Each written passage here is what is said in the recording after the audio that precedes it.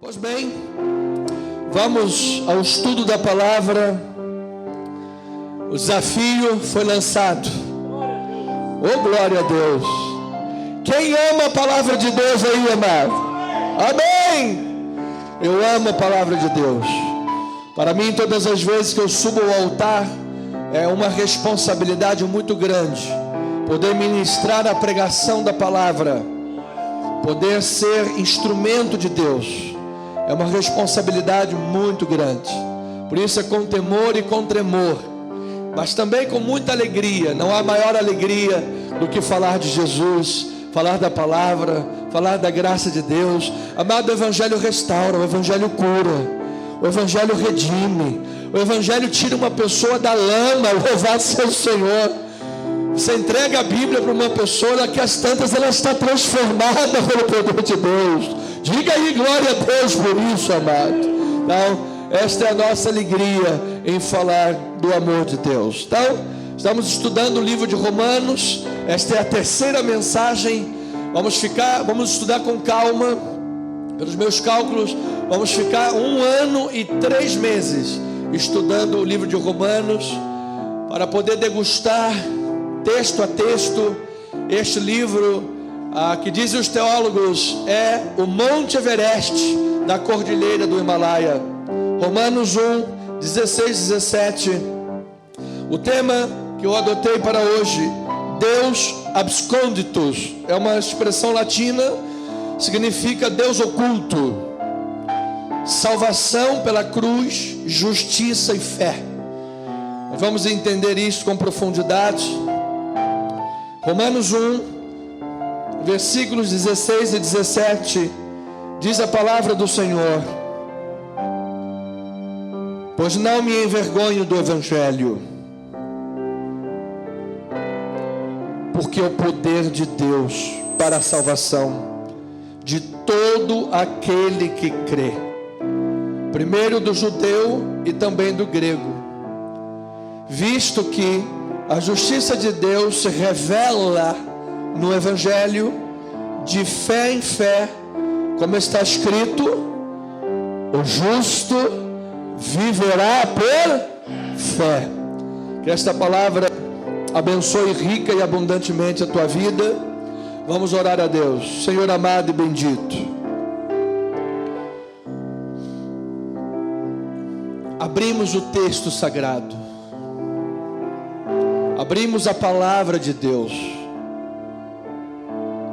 o livro mais perseguido da história, mas o livro mais vitorioso que o homem pode conhecer. Ele revela o poder de Deus, ele revela a graça de Deus, ele traz regeneração para um coração incrédulo.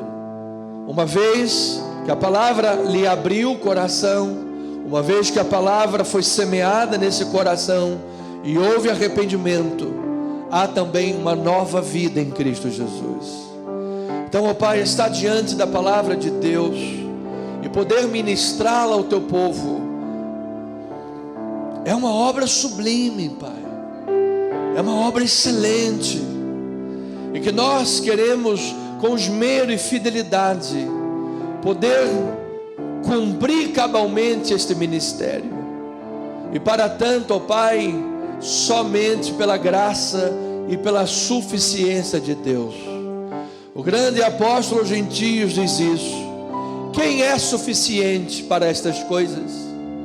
Quem é suficiente para, ao pregar, ser cheiro de vida para os que creem e ser cheiro de morte para os incrédulos? Quem é suficiente? A nossa suficiência vem de Deus. Então agora, Pai, te pedimos por tua iluminação e graça, que o Senhor nos conceda a tua palavra, venha à boca do pregador, venha ao coração da igreja, para ministrar o ministério revelado, o Evangelho de Jesus. Assim nós oramos para a glória de Deus, e o povo do Senhor Jesus diga amém, amém e amém. Obrigado, pastora, obrigado, irmão Alci, louvado seja Deus pelas vossas vidas. Amada igreja de Cristo, povo de Deus, abençoados com toda a sorte de bênçãos em Cristo Jesus. Diga amém aí, amado. Quem está acordado, diga amém. E quem está dormindo também, diga amém. Quase, hein? Louvado seja Deus. Igreja de Cristo, povo amado, quero deixar registrada, esta é a terceira mensagem em Romanos. Adotamos esse desafio, aderimos a esse desafio de fazer toda a exposição do livro de Romanos. Então nós queremos deixar isso registrado no nosso canal, em nome do Senhor Jesus. O apóstolo Paulo, na sua apresentação à igreja de Roma, ele mostra o seu forte desejo de ir visitar os romanos. Você sabe que aquela igreja foi fundada por cristãos desconhecidos. Não se sabe quem fundou a igreja de Roma. Provavelmente romanos que estavam em Pentecostes e viveram aquela manifestação do Espírito. Mas olha, apesar da igreja de Roma ter sido fundada por crentes desconhecidos, Paulo diz que a fé daqueles homens era conhecida de todas as nações. Ou seja, Deus pode usar os pequenos para fazer grandes obras nesta terra. E o apóstolo Paulo, ao ver a obra de Deus e sentir a necessidade, porque ele era o apóstolo aos gentios, ele tinha um forte desejo de visitar a igreja de Roma, para fortalecer aqueles irmãos, para confortá-los mutuamente na fé. Então Paulo mostra com isso que nós não podemos viver o que chamamos de reducionismo da fé. Há pessoas que só acreditam nas experiências, ou só dão crédito nas experiências que elas mesmas viveram. Aquilo que os irmãos viveram, as experiências que os irmãos viveram, como se nada valesse, como se nada tivesse crédito, onde se o endereço de Deus fosse só aqui na minha igreja. Amado, o endereço de Deus é todo lugar onde se professa o nome do Senhor Jesus. Olha, esta manhã nós temos aqui meu amigo pastor Marcos Vinícius. A igreja onde ele pastoreia, lá também é endereço de Deus nesta terra, para a glória do Senhor. Por quê? Porque lá se professa o nome do Senhor com sinceridade. Não precisa ir longe, 2 ou mais reunidos em meu nome, Deus está operando naquele lugar. Então esta é a comunhão da igreja, esta é a fé que mutuamente nós usamos para fortalecer uns aos outros. Então eu quero dizer, amado, neste momento você está no endereço de Deus. Então que neste momento graça, misericórdia, amor e paz venham sobre a tua vida, amado. Teu coração seja renovado, tua vida seja renovada e Deus opere profundamente na tua vida nesta hora. Diga, eu recebo esta palavra. Então isso nós precisamos entender e deixar claro, porque nós estamos diante do sobrenatural. Nós estamos diante do agir de Deus. Amados, nenhum cristão é uma ilha. Nenhum cristão está vivendo a obra de Deus de forma isolada. Nós precisamos uns dos outros. Então quando Paulo diz, eu vou até vocês para fortalecê-los, ele se diz, isto é, para que também a vossa fé e a minha fé mutuamente sejamos edificados. Então, mesmo o apóstolo Paulo, o homem que recebeu revelações extraordinárias, registrou que foi arrebatado ao terceiro céu, viu coisas inefáveis que não eram lícitas referir aos homens. Mesmo este homem que viveu, amado, experiências tremendas com Deus, ele diz, eu preciso dos meus irmãos para edificarem a minha fé. Eu preciso dos meus irmãos para edificarem a minha vida. Amado, isto é impressionante. Isto é impressionante. Então eu preciso de você, você precisa de mim. Nós precisamos uns dos outros. Nós somos o corpo de Cristo nessa terra. E eu declaro que o corpo de Cristo é um corpo abençoado. Então diga aí para o teu irmão, irmão, eu declaro a bênção de Deus na tua vida. Diga isto para ele.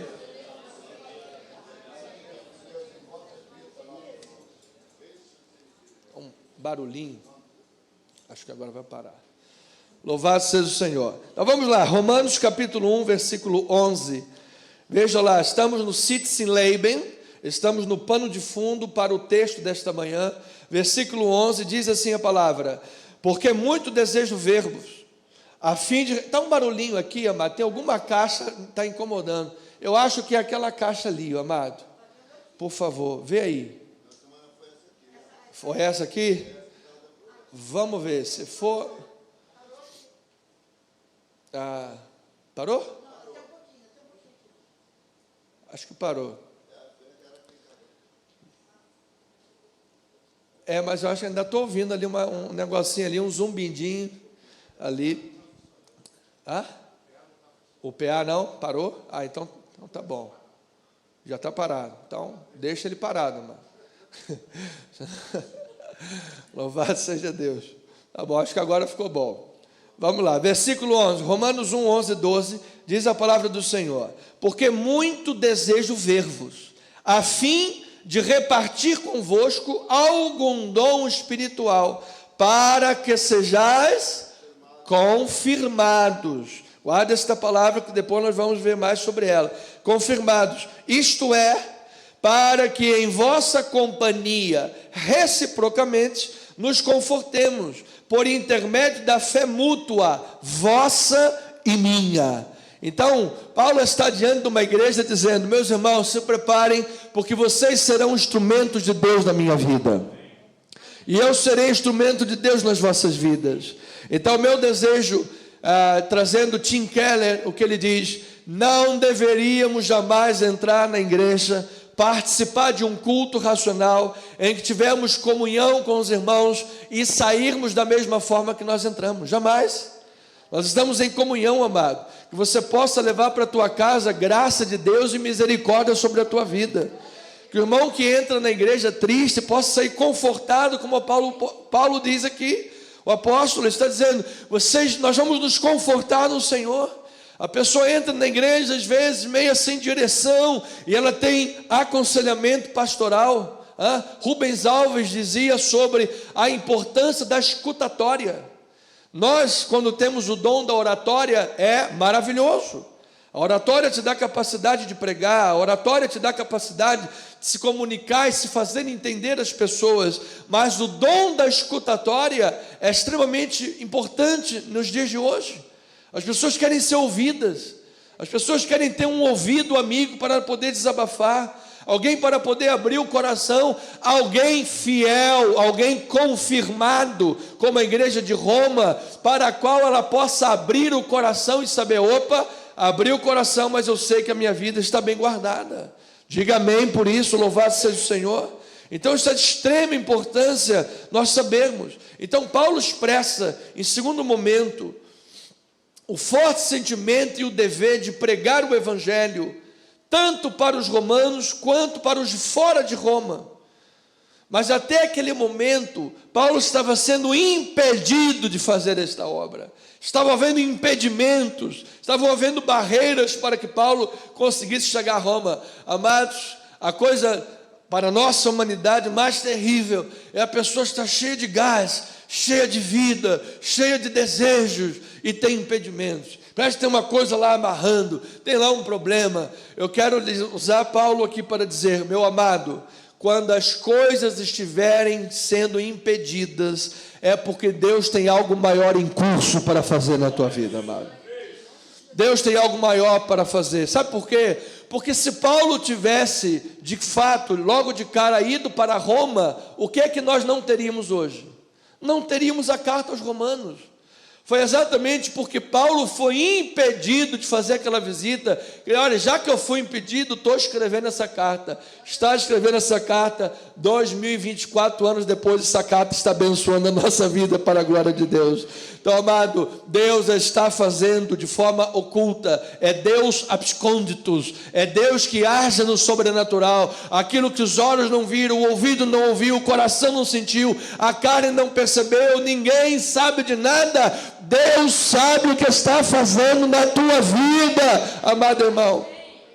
Versículo 13 de Romanos, diz a palavra do Senhor, Romanos 1,13: não quero, irmãos, que ignoreis que muitas vezes me propus ter convosco, no que tenho sido até agora impedido, para conseguir igualmente entre vós algum fruto, como também entre todos os outros gentios.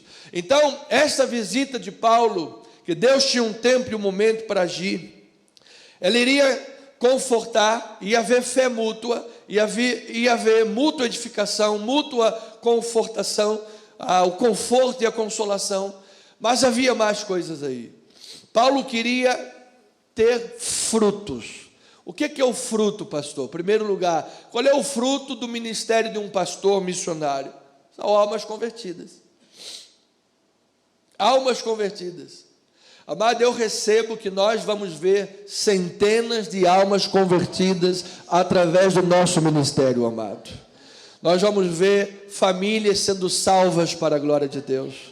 Olha que você há de ser um canal para abençoar a tua casa, a tua família, tua vizinhança, teu local de trabalho, onde o crente está passando. A Bíblia diz, ele é luz do mundo e ele é sal da terra. Louvado seja o Senhor.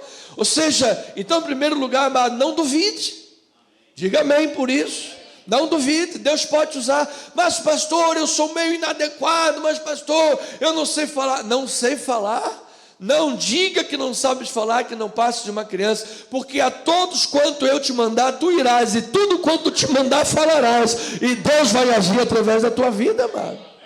Deus pode, diga eu creio, Deus pode, Deus quer e Deus pode, como nós dizíamos sempre na igreja, Deus quer e Deus pode. Então esse fruto é karpos, do original grego, karpos, é a mesma palavra que o apóstolo Paulo usa em 15:28, para designar a oferta que ele levantou entre os cristãos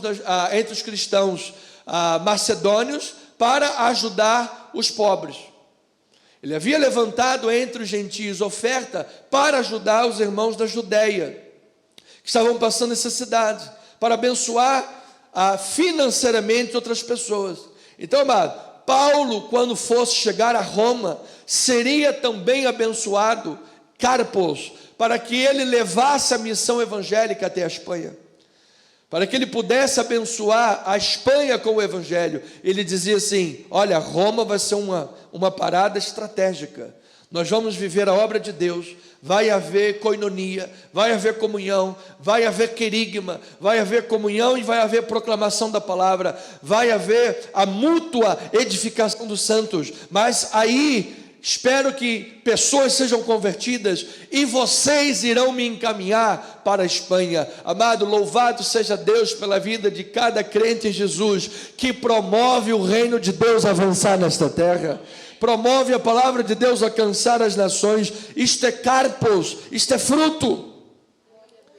Então, depois de ter comunhão, depois de ter mútua edificação, depois de haver frutos, Paulo menciona 3 disposições do seu coração em relação ao evangelho. Paulo diz, quanto ao evangelho, eu sou, em primeiro lugar, devedor. Eu sou o devedor. Ou seja, essa é a obrigação do evangelho. É como se alguém me emprestasse dinheiro, me desse dinheiro, para que eu passasse esse dinheiro para outra pessoa. Enquanto eu não passar esse dinheiro para outra pessoa, eu sou devedor. Então Paulo está dizendo, eu sou o devedor do evangelho. Por quê? Porque ele foi confiado a ele uma mensagem preciosa, o evangelho da graça de Deus. Ele disse para mim, em nada considero a vida preciosa, contanto que eu complete a minha carreira, o ministério que recebi do Senhor Jesus, de testemunhar o evangelho da graça de Deus. Então, amado, se você não está testemunhando o evangelho, você está devendo. Nós somos devedores. De graça recebeste, de graça dai. Nós precisamos abençoar as pessoas com essa grande notícia. E eu temo que nós estejamos fazendo isso tão mal, mas tão mal, temos dado a notícia do evangelho tão mal, que as pessoas se impactem mais pelas notícias do mundo, se impactem mais pelo resultado do jogo de futebol, se impactem mais pelo resultado do UFC, do Popó e do Bambam, do que o Evangelho. É ou não é? Amada, a notícia tem que impactar. Você lembra quantas notícias já impactaram você durante a vida? Eu lembro de algumas notícias que até hoje, gente, caiu o avião da Chapecoense, aquela coisa, sentimento de morte, de dor, de luto, de choro, é uma notícia que impacta. Esse é o Evangelho, é uma notícia que transforma a vida, é a notícia que vem para regenerar corações e fazer de você uma nova criatura em Cristo Jesus. Então eu sou devedor, do original, servo, doulos, estou aqui para servir a Deus. Ele diz depois, estou pronto para ir ter convosco. Ou seja, ele era um apóstolo dedicado, era um apóstolo voltado ao ministério. As suas viagens em naufrágio muitas vezes, em vigílias, em jejuns, em perigos, em espada, em tantas coisas, ele disse, eu estou pronto. Ele era um obreiro aprovado, que manejava bem a palavra de Deus. Amado, que nós tenhamos em nossos lábios, como disse Pedro, a resposta para dar a todo aquele que pede razão da nossa esperança, amado. E qual é a razão da minha esperança e da tua esperança? É Jesus Cristo. Diga aí, amado, diga, é Jesus Cristo, o Senhor dos Senhores. Ele é a razão da minha esperança, Ele é a razão da minha vida, Ele é a rocha da minha salvação. Você está de acordo com isso? Então diga para o teu irmão, Jesus é a esperança da minha vida, e da tua também, meu irmão. Esteja pronto. Esteja pronto. E ele diz, não me envergonho do Evangelho. Por quê? Porque essas são as disposições pessoais de Paulo. Sou devedor, estou pronto e não me envergonho do Evangelho, porque é o poder de Deus para a salvação. Paulo sabia, como cristão, de onde ele foi tirado. Aquele homem era um perseguidor da igreja. Ele consentiu na morte de Estevão. A fúria de Paulo, ainda era chamado Saulo de Tarso, depois usou o nome Paulo, porque foi para o mundo gentílico, não tem nada a ver que se converteu, deixou de ser Saulo para Paulo, essa história não tem perna nem cabeça. Na verdade ele era Saulo, nome hebraico, Paulo, nome romano, nome para o mundo gentílico. Então este homem consentiu na morte de Estevão, perseguia a igreja, respirava fúria contra os cristãos, e o pior, fazia isso achando que estava servindo a Deus, usando a religião para perseguir e matar as pessoas. Mas houve um dia que a caminho de Damasco, Jesus apareceu e esse homem se transformou no maior missionário da história da igreja cristã. Louvado seja o nome do Senhor. Amado, eu tenho orado pelo nosso país. Você imaginou se Deus converte o coração do presidente da República?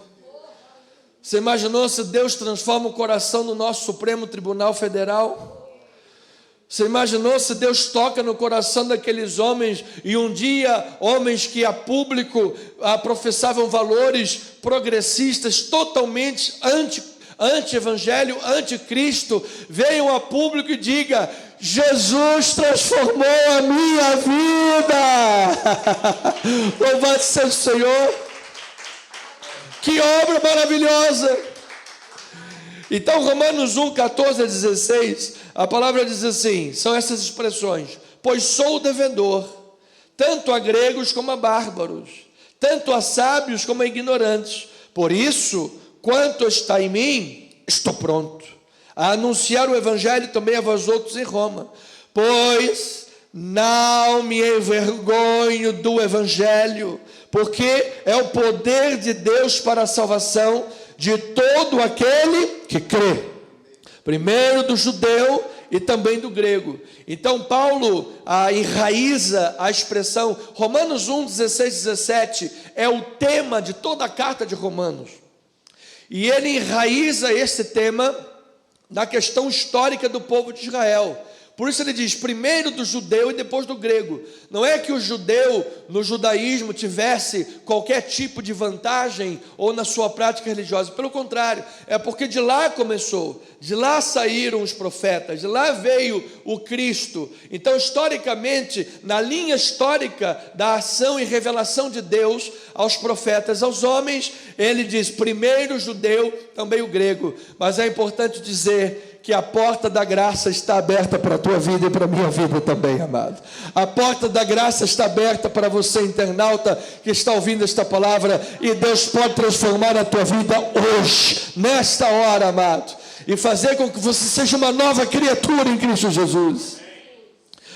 Franz Lignardet, ele diz, o evento decisivo, é um teólogo francês, o evento decisivo da história do mundo é a pregação do Evangelho de Cristo, porque a pregação do Evangelho de Cristo instaura no processo de desenvolvimento desta história natural uma história sobrenatural e inaugura neste mundo dos homens o mundo de Deus. Louvado seja o Senhor. Amado, quem é aqui que não pode dizer, ou que não teria um testemunho para dizer: Deus transformou, Deus operou na minha vida? Pastor, eu lembro, eu não tinha forças, estava difícil, eu estava doente, eu queria abandonar tudo, mas alguma coisa aconteceu. Foi Deus operando na tua vida. Sabe, aquela noite de choro, que a alegria veio na tua vida pela manhã, era Deus na tua vida, amado. Estávamos como Paulo à estrada de Damasco, estávamos como Paulo a caminho de Damasco, estávamos vivendo as nossas próprias obras, seguindo o curso da potestade do ar, do príncipe que agora atua neste mundo. Éramos por natureza carnal, inimigos de Deus, mas Deus, aleluia, Ele nos deu vida quando nós estávamos mortos. Ele nos encontrou quando nós estávamos perdidos e desgarrados. Ele nos deu saúde quando muitos de nós estávamos em leitos de hospital, morrendo, quase partindo para outra vida. É assim que Deus opera, e é assim que Deus pode operar na tua vida nesta manhã. Tudo parece perdido, pastor, não estou entendendo nada, é uma coisa difícil. É o sobrenatural, é a ação de Deus, é Deus abscônditos. Então, amado, nesse pano de fundo, o que eu poderia dizer como lição da introdução da carta de Paulo para a igreja de Cristo, para a igreja de Roma, é sobre todas as coisas: confia em Deus. Confia em Deus, porque Ele está no controle da tua vida. Confia em Deus, porque quando você não sabe, Deus sabe. Quando as tuas mãos não alcançam, as mãos de Deus alcançam. Confia em Deus, porque o poder não está em quem ora, o poder está em quem responde à oração, amado. O poder é de Deus. A chamada é de ouro e o vaso é de barro. Pastor, eu sou fraco, às vezes eu sou inadequado. É bom, é assim mesmo, tem que ser assim. É bom que seja assim, sabe por quê? Porque quando nós somos fracos, então é que somos fortes. É quando somos fracos, inadequados, inapetentes, é que nós lembramos de Deus, o Senhor é Deus da glória. Deus está o Senhor no controle de tudo. Então que no meio desse processo natural da vida, amado, no meio do mundo dos homens, onde nós estamos inseridos, creia, confia, o mundo de Deus está sendo inaugurado. A obra de Deus está sendo feita, o reino de Deus está sendo implantado, e quando o mundo disser uma coisa, Deus vai falar outra para a tua vida, amado. A voz do mundo não é a voz de Deus. Então, diante do exposto, Paulo vem e diz à igreja de Roma: eu não me envergonho do Evangelho. Esta expressão, ela discorre sobre o escândalo e o paradoxo da cruz. Amados, a cruz do Calvário, ou a crucificação de Jesus pelo pecado do mundo, é até hoje uma ideia repugnante para muita gente. É uma ideia repugnante. E é uma ideia que nos insulta e nos afronta. Quer dizer que eu sou tão pecador, eu sou tão mau, eu estou tão mergulhado em pecados, que precisou o Filho de Deus morrer por mim? Isso nos insulta e nos afronta. Mas esse é o Evangelho de Cristo Jesus.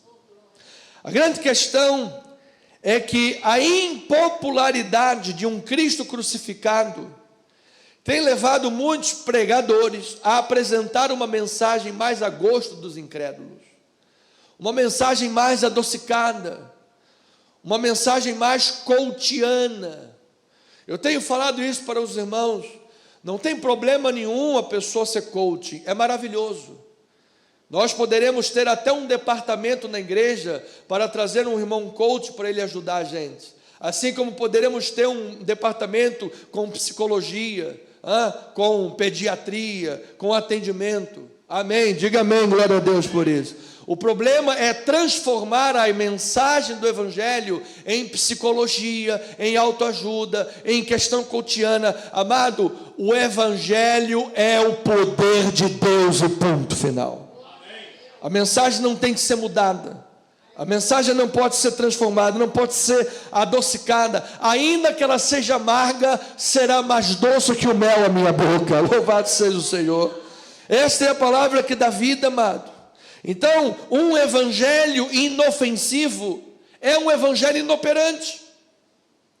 Um evangelho inofensivo é um evangelho inoperante. O evangelho que busca massagear o ego das pessoas é um evangelho que não vai operar. Jesus afrontou o pecado. Você sabia que Jesus falou mais em inferno do que no céu? Jesus admoestou e exortou.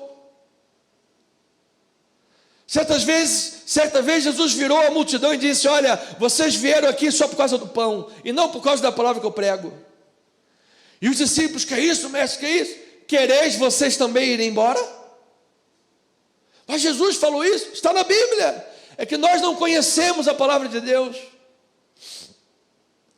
Então, amados, quando o Evangelho de Cristo verdadeiramente é pregado, saiba de uma coisa: Deus vai operar nas vidas de um jeito ou de outro, amado. Deus vai curar e transformar a vida, ainda que seja com a demonstração. Diga amém, eu recebo esta palavra. Então, nós estamos diante de algumas verdades teológicas. Primeiro, o Evangelho ainda é o poder de Deus para a salvação. Ainda é o poder de Deus para a salvação, pela fé em Cristo Jesus. Não troca a mensagem. Por isso Paulo disse: eu sou escravo do Evangelho. O que é ser escravo do Evangelho, por exemplo? É não ser escravo das opiniões. Eu lembro de um pastor que ele diz assim: quando a minha esposa ministrava louvor, ela percebia que tinha algumas pessoas que sempre faziam cara feia para ela, elas não gostavam dela. A minha esposa descia do altar arrasada, chorava, ia para um canto, ficava chorando, deprimida. Até o dia que eu disse para ela: minha filha, você não pode ser escrava da opinião dos outros, você tem que ser escrava do Evangelho. Porque se você for escrava do Evangelho, você sabe que independentemente das opiniões, você tem que continuar dando a notícia do Evangelho. A partir daquele momento, a minha esposa foi transformada para a glória do Senhor. Amado, nós somos doulos, somos escravos do Evangelho. E quem é escravo do Evangelho de Cristo Jesus foi liberto de todo mal, amado.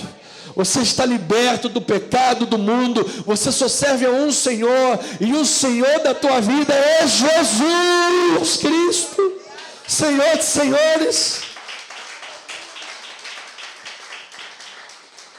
Então Deus é fiel às suas promessas, enviou o Messias para operar a grande redenção através do Evangelho. Estamos diante da verdade teológica de Romanos 1, 16 e 17, que a lei de Moisés não é mais o sinal da aliança. O sinal vem pela fé em Cristo Jesus. Esse é o meio final e absoluto pelo qual se recebe a justiça de Deus. Efésios 2, 8 e 9 diz: pela graça sois salvos mediante a fé. E isto não vem de vós, é um dom de Deus. É um dom. Amado, o dia que teu coração se abriu, a fé chegou na tua vida, não é mérito para você. Não, porque eu tive expertise de acreditar em Jesus. Eu tive expertise de escolher entre Buda, Confúcio, Maomé, Madre Teresa de Calcutá e Jesus. Eu escolhi Jesus. Amado, pela graça sois salvos mediante a fé, e isto não vem de vós, é um dom de Deus. Foi Deus quem tocou no teu coração, abriu a tua mente e você disse: eu recebo Jesus na minha vida. A palavra diz assim: aquele que começou a boa obra em vós há de completá-la. Amado, quem fez a obra da salvação do início ao fim foi Jesus. Isso que significa a expressão de fé em fé, de fé, que nós já vamos ver, de fé em fé. Ou seja, do princípio ao fim. A NVI tem uma expressão melhor. Em vez de colocar de fé em fé, a NVI diz: do princípio ao fim é por meio da fé. Ou seja, você não se converteu pela fé e agora vai caminhar pela tua moral, ou pelas tuas obras, ou porque você religiosamente é melhor do que os outros. Não, é de fé em fé que a obra de Deus começa, que a obra de Deus é feita, que a obra de Deus será concluída. Por isso nós podemos dizer: Deus está no controle da tua vida, amado.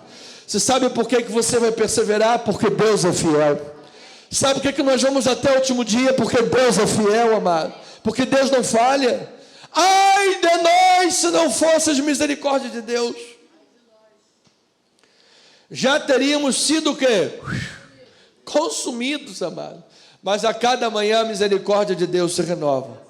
Pastor, mas espera aí, isso aí que o irmão está falando, então me abre uma porta para o pecado. Eu vou sair daqui direto para Sapucaí, já ficar esperando até fevereiro do ano que vem para o carnaval. Está repreendido, mano. Estou ouvindo daqui a irmã Socorro, lá de Copacabana, falar: está repreendido. Romanos 6,1, a palavra de Deus diz assim: permaneceremos nós no pecado, para que a graça seja mais abundante? De modo nenhum. Como permaneceremos no pecado, nós que para ele morremos? Então, amado, se você quer permanecer no pecado, isso só mostra uma coisa: você ainda não tem Jesus. Ainda não tem. Agora, o cristão às vezes peca, às vezes é um pensamento, uma palavra, mas você não vive na prática do pecado. Você foi liberto e regenerado em Cristo Jesus. Olha, eu declaro em nome de Jesus que as coisas antigas já passaram, amado. Tudo se fez novo na tua vida. Eu declaro que hoje é o primeiro dia do resto da tua vida, amado. Eu declaro que não há mais condenação sobre a tua vida, porque você está em Cristo Jesus. A lei do Espírito da vida está na tua vida, amado. Eu declaro que a palavra de Deus, o Espírito Santo, te capacita para que você vença todo o pecado em nome de Jesus, porque você já foi liberto. Diga aí comigo, diga: eu já fui liberto, eu sou liberto, eu sou liberto, e conhecereis a verdade, e a verdade vos libertará. Se o Filho vos libertar, verdadeiramente sereis livres. Você é livre, amado, você é livre. E você não é livre por obras religiosas, você é livre pelo poder do Evangelho de Jesus Cristo. Oi, digam glória a Deus por isso, amado. Então, pastor, se tiver que resumir a mensagem inteira em uma frase, qual seria? É esta: a cruz é Deus absconditus, ou seja, é Deus oculto. Ou seja, por trás da fraqueza, por trás da loucura, por trás da pecaminosidade da cruz, estava o poder de Deus para a salvação. Na cruz, a maldição foi anulada e a justiça de Deus foi revelada. Jesus ressurreto confere a bênção e a restauração da aliança para quem, pastor? Para todos aqueles que creem. E quem crê, diga amém por isso. A vida resultante da justificação pela fé tem implicações em todos os departamentos da vida, conduta e a tua visão de mundo. Este é o resumo da mensagem de hoje. Então, o primeiro ponto: A cruz é Deus abscônditos, é Deus oculto. Ou seja, por trás de toda a fraqueza, loucura e pecaminosidade da cruz, está o poder de Deus para a salvação. Romanos 1,16 diz a palavra do Senhor: pois não me envergonho do Evangelho, porque é o poder de Deus para a salvação. Diga aí, salvação. Salvação, poder para a salvação de quem? De todo aquele que crê, primeiro do judeu e também do grego. Então existe em Roma um desenho em gesso na parede de um homem adorando um Cristo crucificado. Sendo-se que esse desenho em Roma de um homem adorando um Cristo crucificado, o Cristo que está na cruz tem corpo de homem e a cabeça de um burro. O que esse desenho quer dizer? Qual é a implicação? Esse desenho quer dizer que adorar um rei crucificado é uma tolice. Adorar um rei crucificado é uma tolice, é uma ignorância. É isso que quer dizer aquele desenho em Roma, perto do Circo Máximo.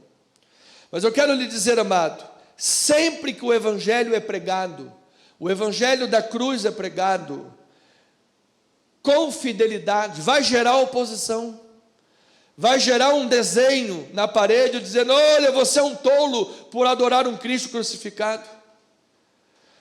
Sempre que o Evangelho for pregado, vai vir alguém com uma coroa de espinhos para colocar na cabeça: olha aí o rei, bota lá na cabeça dele, escreve: esse é o rei dos judeus, rei crucificado. Sempre que o Evangelho for pregado, vai passar alguém na frente da cruz, meneando a cabeça: olha lá, olha o Cristo lá, salvou os outros, agora não pode salvar a si mesmo. Sempre que o Evangelho for pregado, nós seremos perseguidos, poderemos chorar, poderemos ser abatidos, mas eu vou lhe dizer: você não será destruído, amado. Por quê? Porque o Senhor da obra é Jesus Cristo. O Senhor da obra deixou o túmulo vazio ao terceiro dia. Quando aquelas mulheres chegaram lá no túmulo para visitar um corpo morto, encontraram um anjo sentado na rocha e disseram: por que vocês estão procurando dentre os mortos aquele que ressuscitou? Por que vocês estão procurando entre os mortos aquele que vive? Olha, a mensagem era impactante, tamanha que vocês ainda vieram cuidar de um corpo morto. Mas eu vou lhe dizer, essa mensagem é poderosa, porque por essa mensagem o túmulo ficou vazio, por essa mensagem Jesus ressuscitou. Louvado seja o Senhor.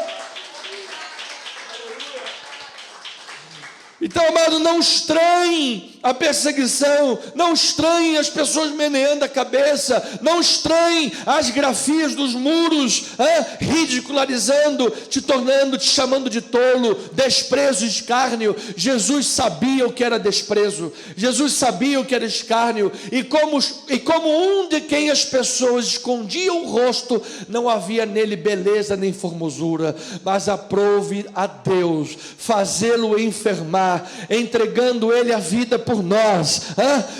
Ele foi transpassado pelas nossas transgressões, ele foi moído pelas nossas iniquidades, mas, diga glória a Deus por isso, mas, eu amo quando a palavra diz, aconteceu isso, mas o castigo que nos traz a paz estava sobre ele, e por suas chagas fostes sarados.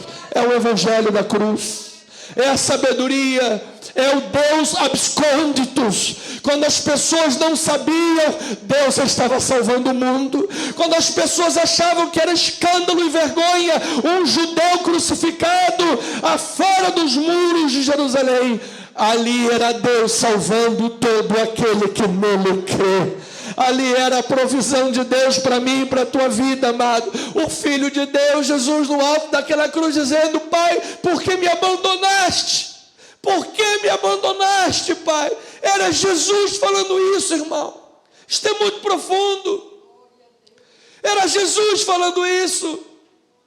Pai, por que me abandonaste? Naquele momento Deus escondeu o rosto de Jesus, Filho de Deus, porque Jesus foi desamparado na cruz, para que você e eu fôssemos amparados pela obra da cruz.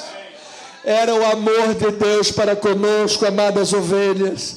Por isso, textuário do Evangelho, João 3,16, Deus amou o mundo de tal maneira que deu o seu Filho unigênito, para que todo que nele crê não pereça, mas tenha a vida eterna. É Deus operando, louvado seja o Senhor.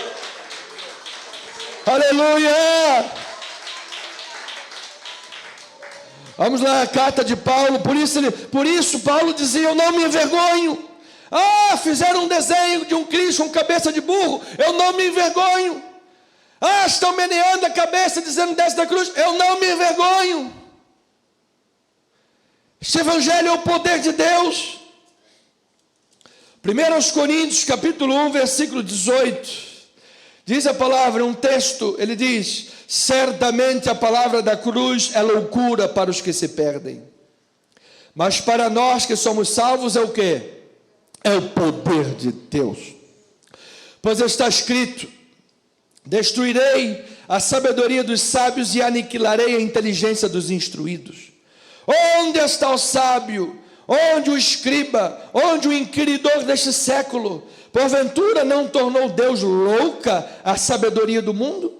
Visto como na sabedoria de Deus, olha lá, o mundo não o conheceu.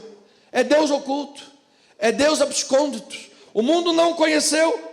Por sua própria sabedoria, aprove salvar os que creem pela loucura da pregação. Amado, isso aqui que a gente está pregando é loucura, mas é a loucura da pregação, amado. Se você crê na loucura da pregação, você está salvo em Jesus. Porque tanto os judeus pedem sinais, como os gregos buscam sabedoria. Mas nós pregamos a Cristo crucificado, escândalo para os judeus e loucura para os gentios. Seria isso motivo de vergonha? Paulo diz: não me envergonho. Mas para os que foram chamados, tanto judeus como gregos, pregamos a Cristo, poder de Deus e sabedoria de Deus. Aleluia. Porque a loucura de Deus é mais sábia do que os homens, ou seja, o evangelho é mais sábio que os homens. E a fraqueza de Deus é mais forte do que os homens. Amado, Jesus no alto da cruz estava nos dando salvação para todo sempre. Irmãos, agora olha as implicações disso na vida do povo de Deus, no chamado e na vocação.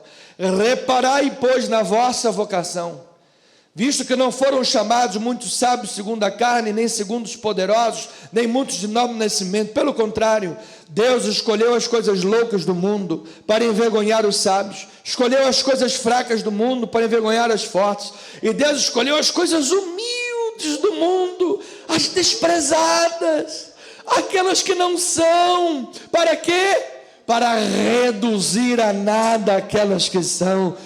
A fim de quê, pastor? A fim de que ninguém se vanglorie na presença de Deus. Mas vós sois dele. Diga: eu sou de Jesus. Eu sou de Jesus. Diga com fé, amado. Diga: eu sou de Jesus. Em Cristo Jesus, o qual se nos tornou da parte de Deus o que?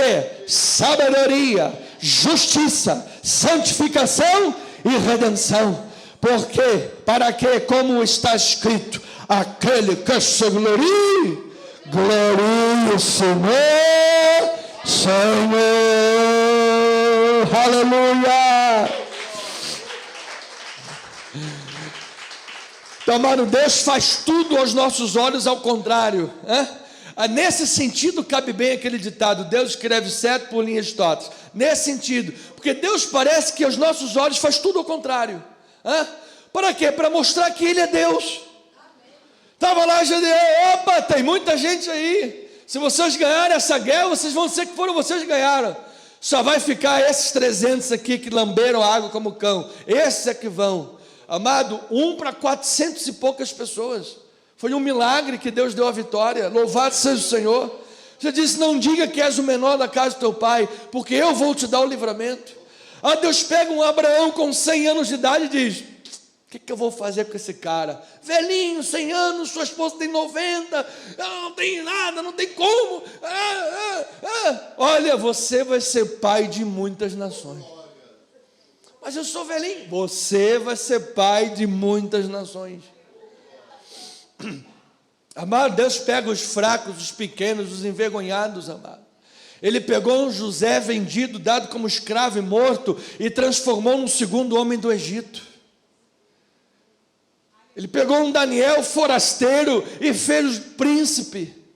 Amado, Deus pode agir na tua vida de forma que você não imagina. A obra da cruz é a obra Deus absconditus. É Deus salvando quando as pessoas pensam que Deus está perdendo, amado. Você se lembra de Pedro? Senhor, isso não vai te acontecer. Você não vai subir para o alto da cruz. Não, esquece. Pedro, arreda-te, Satanás. Você está cogitando das coisas da carne. Amado, comece a cogitar das coisas de Deus. Que a tua mente pense nas coisas de Deus. Que os nossos pensamentos sejam lá do alto. Amado, que a nossa vida seja regida pelo Evangelho. Então, na cruz, a maldição foi anulada, a justiça de Deus foi revelada. Jesus ressurreto confere a bênção e a restauração da aliança a todos aqueles que creem. Esse é o segundo ponto da mensagem. Romanos 1,17 diz a palavra do Senhor: visto que a justiça de Deus se revela no Evangelho de fé em fé, como está escrito: o justo viverá por fé. Então Paulo está interpretando o que Abacuque 2,14 escreveu: o justo viverá pela fé. Então nós precisamos perguntar como é que Paulo faz essa interpretação? Como é que Paulo explica as Escrituras? Como é que Paulo mostra o Evangelho e descortina o Evangelho já vindo, morto e ressurreto? Porque Jesus é o Evangelho. Ele usa um termo-chave para falar de justiça. A justiça de Romanos 1, 16 e 17, ela tem como origem as boas novas já pré-anunciadas no Antigo Testamento. Abacuque foi um deles, Isaías foi o outro profeta que pré-anunciou essas boas novas.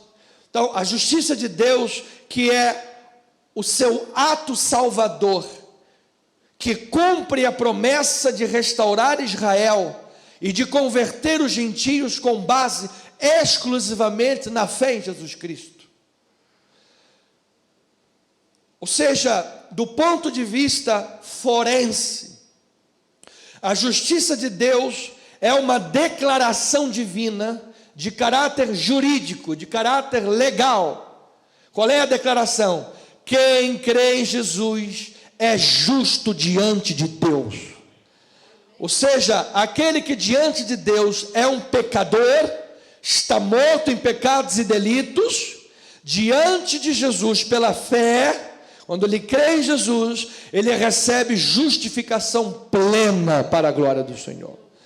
Então esse é o aspecto forense, porque a lei dizia: a alma que pecar essa morrerá. Então o pagamento pelo pecado é a morte. Então se estivéssemos mortos, nada mais justo, isso é justo. Mas o que é que Deus fez na sua justiça? O Evangelho revela a justiça de Deus. Ele morreu em nosso lugar. Ele permitiu que nós vivêssemos debaixo da lei, o povo em primeiro momento, para exatamente que ela conduzisse a Cristo. Deus se revelou progressivamente aos profetas. Ele falou de muitos modos pelos pais, pelos profetas, e no último momento fala pelo Filho. Louvado seja o nome do Senhor. O púlpito de Jesus foi a cruz do Calvário. O púlpito de Jesus foi no alto do Gólgota. Foi lá que ele estava pregando a justiça de Deus. Porque naquele alto do monte, aquele cutelo que Abraão teve parado e o anjo disse: não, ali o Senhor proverá. Lá na cruz o cutelo foi lançado sobre Jesus, a justiça foi lançada sobre Jesus, a ira de Deus contra o pecado foi lançada sobre Jesus, a condenação, todo o pecado, todo o peso estava sobre ele, no alto daquela cruz. Então, juridicamente, legalmente, se você crê na obra de Jesus, você recebe aquela justiça que a lei promulgava e que não oferecia, mas pela fé você recebe essa justiça. Pela fé, legalmente você é justo. Pela fé, legalmente está tudo certo diante de Deus. A conta está paga e quem pagou foi Jesus Cristo. Diga glória a Deus por isso. Do ponto de vista transformativo, a justiça de Deus indica que a ação de Deus transforma a vida do pecador. É o poder salvador de Deus. Você lembra que o primeiro ponto fala a obra da cruz que salva. Salvação é sotéria. Sotéria se aplica em todas as áreas da vida, amado. Que nós sejamos salvos e livres da nossa própria carnalidade, do nosso próprio ego, do nosso próprio eu, da nossa mania de querer controlar tudo e todos, da nossa mania de querer dominar o mundo todo, pinque e cérebro. Amado, tudo está no controle de Deus. Confia no Senhor, entrega os teus caminhos nas mãos de Deus e o mais Ele fará na tua vida. Louvado seja. Então que isso transforme teu coração, transforme tua mente, transforme teus pensamentos, transforme as tuas atitudes, transforme as tuas palavras. Aquele que mentia não mente mais, aquele que furtava não furta mais, aquele que tinha um mau testemunho, agora teu testemunho é Jesus Cristo, Senhor dos senhores. Romanos 5:1 diz a palavra do Senhor. Isso está envolvido com o versículo 17. Estamos fazendo uma exposição para com profundidade explicar isso daí. Romanos 5:1, olha lá, a palavra-chave do versículo 17 é justiça. Por isso, Romanos 5 diz assim: justificados, pois, mediante a fé, temos paz com Deus, por meio de Jesus Cristo, nosso Senhor. Quem tem Jesus como Senhor da sua vida, amado? Então você tem paz com Deus. Você tem paz. Por intermédio de quem obtivemos igualmente acesso pela fé a esta graça, na qual estamos firmes e gloriamo-nos na esperança da glória de Deus. E não somente isto, mas também nos gloriamos aonde? Nas próprias tribulações, sabendo que a tribulação produz perseverança, e a perseverança, experiência, e a experiência, esperança. Ora, a esperança não confunde, porque o amor de Deus é derramado em nosso coração pelo Espírito Santo que nos foi outorgado. Oh, glória a Deus, amado. Você achou que estava andando sozinho? Você nunca está andando sozinho, amado. A tua casa não está vazia, ela está cheia do Espírito Santo, amado. Pastor, mas tem aquele texto que diz que o demônio entrou, aí o demônio saiu e voltou trazendo 7 espíritos piores e vai fazer uma obra muito pior naquela vida. Isto acontecerá a quem? A esta geração perversa. A minha pergunta é: você em Cristo é geração perversa? Você em Cristo é o quê? Geração eleita, povo de propriedade exclusiva do Senhor. Pois se o inimigo trouxer as legiões, os demônios e o capeta e o diabo que o carregue para bater a porta da tua casa, quem vai abrir essa porta é o Senhor Jesus Cristo, amado. Porque Ele está na tua vida, é o Espírito Santo que está na tua vida. Diga glória a Deus, vamos louvar ao Senhor. Versículo 8, 9, mas Deus prova o seu próprio amor para conosco, pelo fato de ter Cristo morrido por nós, sendo nós ainda pecadores. Logo, muito mais agora, sendo justificados pelo seu sangue, seremos por ele salvos da ira. Então, amados, o pecado e a maldição da lei foram derramados sobre Jesus na cruz. Deus em Cristo foi fiel às suas promessas. E agora o justo viverá pela fé, de fé em fé. A justificação vem pela fé. e pela fé você vai continuar caminhando, amado, e pela fé até o último dia você vai dizer: Jesus é o Senhor da minha vida. E se porventura você é um eleito de Deus, um filho do Senhor, e às vezes alguém lá se desvia, como filho pródigo, o Espírito Santo trabalha no coração, e você tem que reconhecer: Jesus é o Senhor da minha vida. Você é de Jesus, amado. Diga: eu sou de Jesus, a minha vida está nas mãos de Jesus. Então eu tenho 5 minutos para terminar esse sermão e fazer a aplicação. Pastor, tenho ouvido bastante coisa. Estamos mergulhando em Romanos 16, 17. O que é que eu faço com isso agora? Além de tudo que foi pregado. A vida resultante dessa justificação pela fé, o poder do Evangelho para a salvação, e salvação é sotéria, aplica-se em todas as áreas da vida. A vida resultante dessa fé, dessa vida justificada, vai trazer para o casamento, vai trazer para o relacionamento familiar, vai trazer para a tua vida profissional as implicações de um cristão. A Bíblia diz assim: aquele que me ama guarda os meus mandamentos. A questão é, o homem natural não entende as coisas do Espírito, porque eles são o quê? Loucura. Isso é loucura. Mas se você foi convertido em Jesus Cristo, você crê na loucura da pregação. E agora o temor do Senhor está na tua vida, mano. O temor do Senhor vai reger a tua vida, vai reger o teu casamento, vai reger as tuas relações interpessoais. Onde você estiver, você vai lembrar: eu sou de Jesus. Ih, falei um palavrão aqui, gente, será que isso aqui Jesus vai se agradar? Senhor, me perdoa. Toca, purifica meus lábios, disse o profeta Isaías. Então o Evangelho não pode estar descomprometido com o senhorio de Cristo. Nós não podemos querer Jesus só como Salvador e não como Senhor. Há pessoas que querem Jesus como Salvador. Olha, eu quero ir para o céu, eu quero estar com Deus na eternidade. Amado, a melhor coisa na eternidade será a presença de Deus. Mas por que você quer estar na presença de Deus na eternidade, se aqui na terra você não está nem aí para Deus e a sua presença? Então há pessoas que só querem Jesus como seu Salvador, só se deleitam nele na hora de pensar nisso, mas a semana inteira se deleita em outras coisas. Se deleita na sambinha da garrafa, na dança do cachorrão, no banho de espuma, se deleita não sei o que, e tantas coisas mais, e não se deleita em Jesus. Você tem se deleitado em Jesus diariamente. Ele é o deleite do teu coração. Ele é a alegria da tua vida. A alegria do Senhor seja a tua força, amado. Então Ele é o Senhor da tua vida. Então há pessoas hoje que frequentam no mundo todo, nesse mais de 1 bilhão, 2 bilhões quase, considerados cristãos, frequentam a igreja, mas não mudam de vida. Professam a Cristo com os lábios, mas o negam com as suas obras. Amado, não adianta proclamar Jesus com a boca, mas as suas obras dizerem outras coisas. Hoje temos visto muita adesão, mas pouca conversão. Pouca conversão.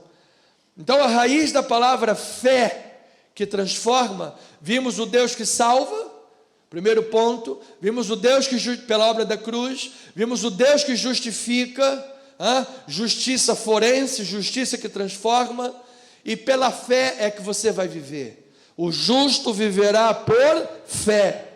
É por fé. Esta palavra fé que Paulo usa, ela vem do Antigo Testamento.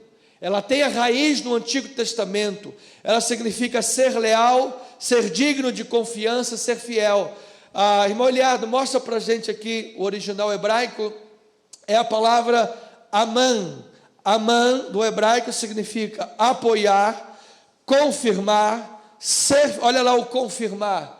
Você se lembra quando Paulo disse: olha, eu vou aí a Roma a fim de confirmar? Estava confirmando a doutrina, confirmando o testemunho, confirmando a fé, confirmar, ser fiel, manter e nutrir. Então esta palavra, ela tem a raiz no Antigo Testamento. Ela se aplicava, em primeiro lugar, aos homens. Números 12, versículo 7, Estamos nos 3 minutos finais.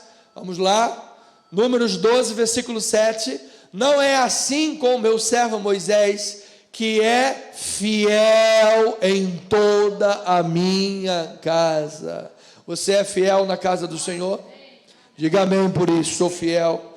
Ele era aplicado aos servos. 1 Samuel 22, 14. Respondeu Aimeleque ao rei e disse: e quem entre todos os seus servos há tão fiel como Davi, genro do rei, chefe da guarda pessoal e honrado na tua casa? Amado, será que o teu patrão onde você trabalha pode olhar para você e dizer: olha, aquele ali é fiel, chega cedo, não arruma problema, não faz fofoca, não quer puxar o tapete do gerente, ele faz o trabalho dele? Será que onde você trabalha, como Davi, você pode ser chamado de fiel? Porque às vezes a gente quer a bênção de Davi, mas não quer ser fiel como Davi. Não é verdade? A palavra fiel era aplicada às testemunhas. Isaías 8:2 diz a palavra do Senhor: tomei para isto comigo testemunhas fidedignas. Amã, fidedignas. Daí vem os cartórios dizendo: dou fé pública. Você já viu isso nos cartórios? Quando ele bota lá, dou fé pública. Esse fé é do hebraico amã, é fidedignidade, é fidelidade. Você tirou a cópia por autenticidade. Você tirou uma cópia fidedigna. Amado, nós somos essa cópia por fidedignidade da pessoa de Deus. As pessoas olham para você e veem Cristo na tua vida, amado. Por isso Cristo em nós é a esperança da glória. Era aplicado aos profetas. 1 Samuel 3:20. Todo Israel, desde Dan até Berseba, conheceu que Samuel estava confirmado como profeta do Senhor. Amando o hebraico. Amado, que você seja confirmado nesta manhã como ministro do Evangelho, que você seja confirmado esta manhã como despenseiro dos mistérios de Deus, que você seja confirmado esta manhã como uma nova criatura em Cristo Jesus, cujas coisas antigas já passaram, eis que tudo se fez novo a tua vida nesta manhã, amado. E a palavra amã, fiel, ela era aplicada ao próprio Deus. Ao próprio Deus. Olha lá, Deuteronômio capítulo 7, versículo 9. Saberás, pois, que o Senhor teu Deus, aleluia, é Deus, o Deus fiel. Diga glória a Deus aí, por favor, amado. O Deus fiel, que guarda a aliança e a misericórdia até 1000 gerações aos que o amam e cumprem os seus mandamentos. Oh, santo Deus, a palavra de Deus diz que Ele é fiel, amado. Pastor, mas eu escorreguei ali o pé na casca de laranja. Ainda que nós sejamos infiéis, Ele permanece fiel. Ele é Deus fiel. Amado, este Deus fiel te trouxe esta manhã à sua casa para confirmar sobre a tua vida, amado, que Ele tem planos na tua vida, propósitos com a tua vida. Por isto, ouça nesse minuto: a fé que transforma, a fé que traz fidelidade aos homens, aos servos, às testemunhas, aos profetas de Deus, e que a raiz disso está no próprio Deus, que Ele é fiel. Esta fé nos dá a disposição para que possamos tomar para nós, tomar posse na vida das ricas promessas de Deus. Como é que se faz isso, pastor? Se faz isso fazendo da palavra de Deus a segurança e a base da sua vida. A palavra de Deus é a base da tua vida. Gênesis 15, 5 a 7 diz a palavra do Senhor. Então conduziu-o até fora e disse: olha para os céus e conta as estrelas, se é que o podes. E ele disse: será assim a tua posteridade. Versículo 6. Ele creu no Senhor, e isso lhe foi imputado para a justiça. Ele se apropriou, ele creu, foi imputado para a sua vida, E disse-lhe mais: eu sou o Senhor que te tirei de Ur dos Caldeus para dar-te por herança esta terra. Então, amado, Deus te tirou da idolatria, Deus te tirou do mundo, Deus te tirou da escravidão do pecado, Deus te tirou das obras más que todos nós andávamos extraviados, porque Ele é fiel às suas promessas. E agora, como um crente em Jesus, você é fiel à palavra de Deus. Ela é a base da tua vida, amado. Pois eu quero proclamar a palavra de Deus, amado, que em Cristo Jesus as bênçãos de Abraão alcançaram a vida da igreja. Então fé é se apropriar da palavra de Deus. Jesus coloca a fé como estar aberto às possibilidades que vêm de Deus. Você está aberto à palavra de Deus? Abraão estava aberto. Abraão, você vai ser pai de muitas nações, vá lá fora agora, conta as estrelas, se é que você pode contar. E Deus é muita coisa, não dá para contar não. Mas eu vou fazer assim a tua posteridade. Você está aberto às possibilidades que vêm de Deus? Você está aberto à vontade de Deus? Olha aí como é que Jesus coloca a fé. Mateus 17, 20 e 21. Eles respondeu: por causa da pequenez da vossa fé. Pois é verdade vos digo que se tiverdes fé como um grão de mostarda, direis a este monte: passa daqui para acolá, e ele passará, e nada vos será impossível. Versículo 21. Mas esta casta não se espere senão por meio de oração e jejum. Ou seja, a base da tua fé continua sendo a dependência de Deus. A base da tua fé continua sendo a dependência da palavra de Deus.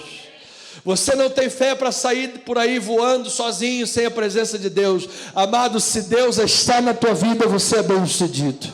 Se Deus está na tua vida, você está sobre a rocha. Ainda que sejam debaixo de prisões e perseguições, como o apóstolo Paulo passou. E ele disse: tudo posso naquele que me fortalece.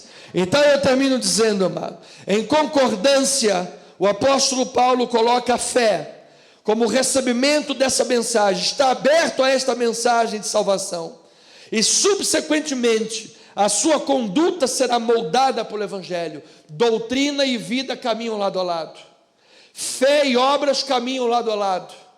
Eu não posso ter uma doutrina e um outro tipo de vida, ter uma fé e ter um outro tipo de prática. Então a doutrina vai moldar a tua vida, a fé vai transformar as tuas obras. Receba esta palavra, amado. Você não é salvo por causa das boas obras, mas por causa da salvação as tuas obras serão transformadas. E Paulo enraiza isso e fundamenta isso em 1 Coríntios 15, 14, 17 e 20. E se Cristo não ressuscitou, olha aí o Cristo ressurreto, é vã a nossa pregação. Volta lá, volta. E vã a vossa fé. Se Cristo não ressuscitou, amado, tudo que estamos fazendo aqui é vão. Versículo adiante. E se Cristo não ressuscitou, é vã a vossa fé. E ainda permaneceis aonde? Nos vossos pecados. É a vida familiar destruída, é a vida no pecado, é a pornografia, é o adultério, é o sexo ilícito, ainda permanece no pecado. Mas se Cristo ressuscitou e você crê nisso, você está liberto do pecado.